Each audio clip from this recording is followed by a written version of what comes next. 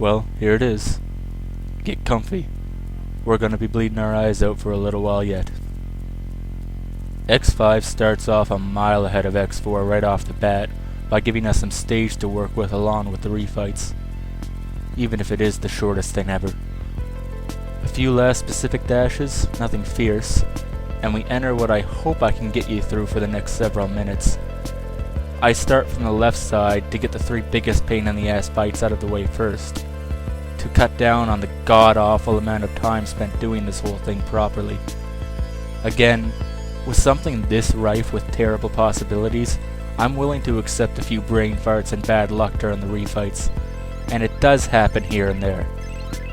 This is more about getting through the blasted segment than it is demanding over 15 solid minutes of gameplay going flawlessly.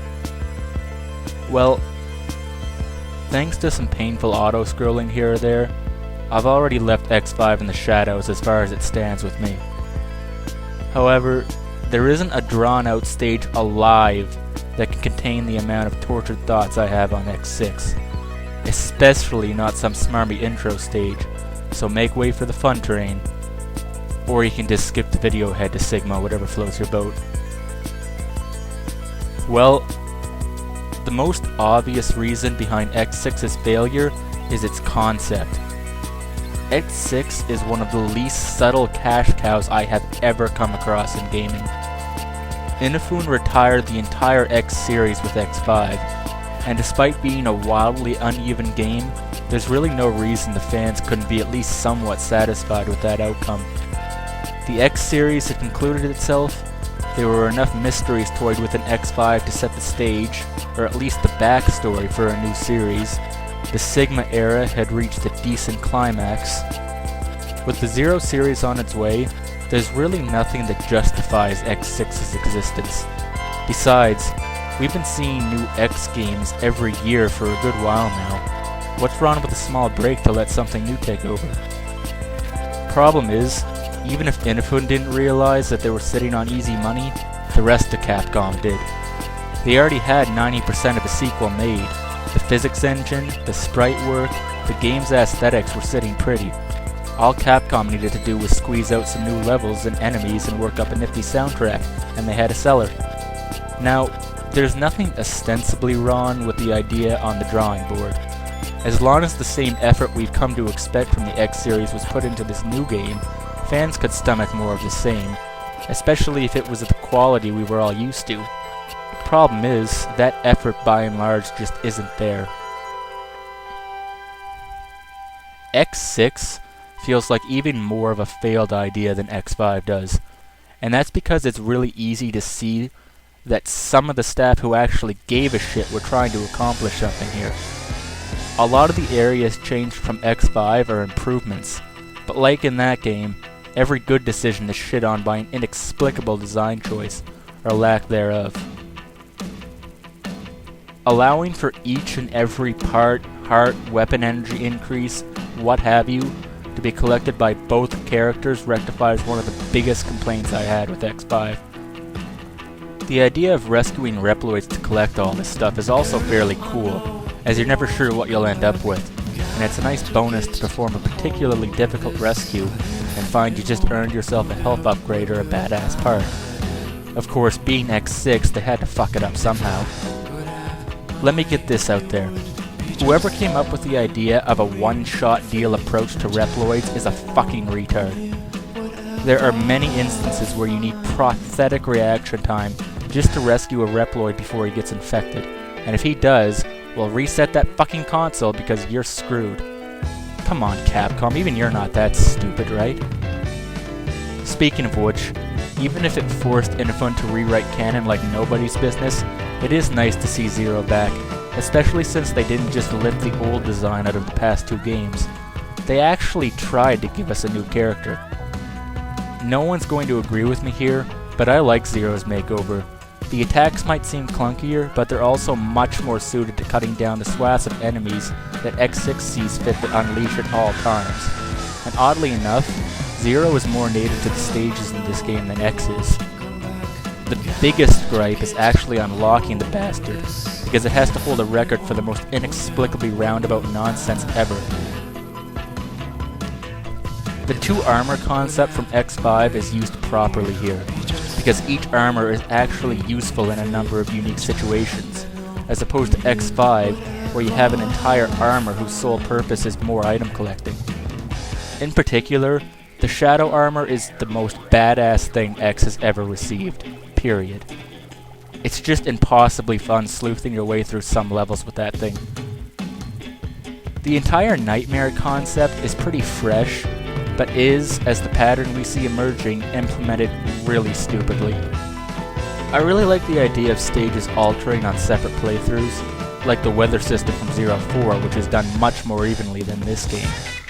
But the issue is, certain Nightmare effects being necessary to collect certain items is fine, except for the fact that most of them are just outrageously specific and unintuitive, which means playing guessing games.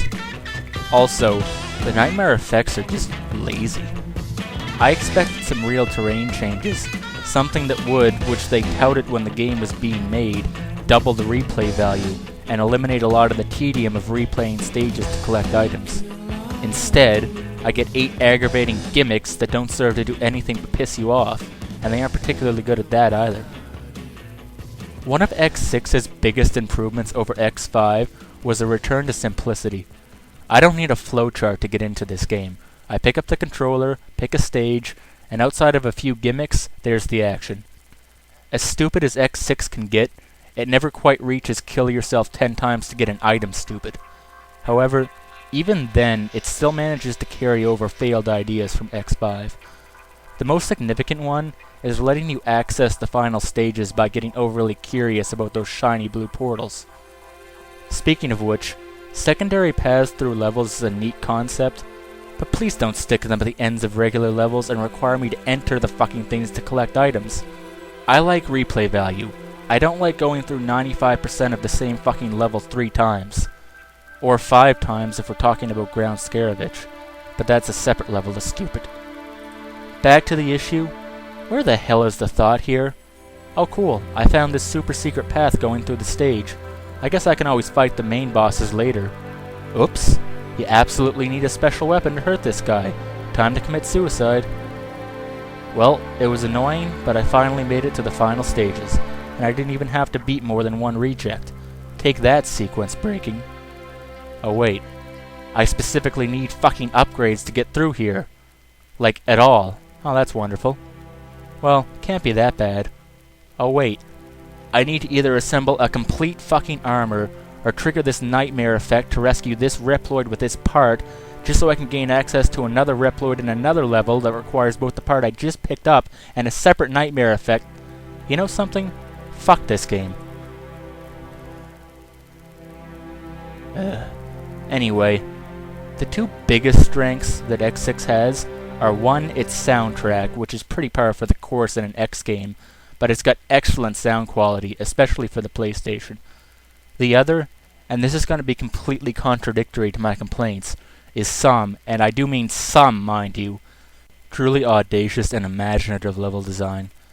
Metal Shark Player's stage is one of my favorite stages in the entire series, and it's a perfect example of what X6 should have done if it wanted to make itself the hardest Mega Man game. The entire stage is highly elaborate and long, and even though it's hard as shit, there isn't one instance of cheap difficulty in the entire thing, save for rescuing 1 Reploid. This is an example of real difficulty, something good reactions and a steady hand can get you through the first time, but which in all likelihood is still going to take a lot of practice to best. This is in stark contrast to the innumerable amounts of lazy, thoughtless bullshit that crops up in this game, but I'll get into that later. Other stages have unique ideas, but the execution leaves something to be desired. I can forgive a lot of that though, just because of the uniqueness behind the concepts. Infinity Maginian being 1 long mini-boss fight is pretty cool, even if the stage itself is kinda empty otherwise. Blaze Phoenix's stage, on the other hand, would be fine if it weren't for the fact that the mini-boss had all the complexity of a tin pot, and was designed entirely around the concept of tedium. On the other hand, I love Blizzard Wolfgame's stage. Like Metal Shark Players and Matrix's from X5, it's long, it's involved, it's difficult, but it's fun. There's a lot of unique obstacles in a lengthy stage here, none of which can really be called unfair for catching you off guard. I also like the looming threat concept behind Rainy Turtloid's stage quite a bit, even if it becomes unreasonably obtuse near the end. Ground Scaravich, despite fucking things up with some of the stupidest actual stage design in the history of video gaming, has to be the most flat-out inventive stage in the whole series. There are so many branching paths, it's just ludicrous. Of course, when you figure out that the entire premise of the challenge is sticking arseloads of dangerous enemies in terribly convoluted hallways that your character is obviously incapable of handling, and that you need to play through the whole thing about 24 times to collect all the shit in it if you're even sort of unlucky, the appeal kinda sullies itself, just a tad. Also,